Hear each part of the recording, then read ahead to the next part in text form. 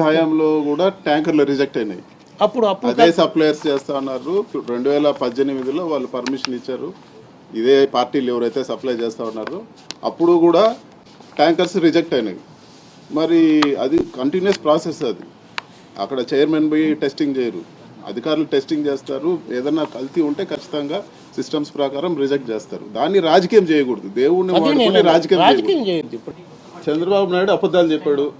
జంతు కొవ్వు కానీ ఇంకోటి కానీ లేకుండా చంద్రబాబు నాయుడు హిందువుల మనోభావాలను వాడుకొని రాజకీయాలు చేయాలని చెప్పి కుట్ర, అది మెయిన్ బయటపడింది. చంద్రబాబు నాయుడు బుద్ధి కల్తీ. ఈ కల్తీ కన్నా హిందూ మనోభావాలు దెబ్బతీసే చంద్రబాబు నాయుడు బుద్ధే ఎక్కువ కల్తీ అయింది. ఈరోజు సుప్రీంకోర్టు సిట్ వేసి సిబిఐతో కూడిన సిట్ వేసిన తర్వాత మళ్ళీ కూడా ఈరోజు ఇప్పుడే మీడియా మిత్రులు చెప్తున్నారు, మళ్ళీ ఇంకొక సిట్ వేసి ఆయన చెప్పిన తప్పిదం ఏదైతే ఉందో దాన్ని నిజమనే విధంగా ప్రజల్ని భ్రమ పెట్టాలనే ప్రయత్నం చేస్తూ ఉన్నారు.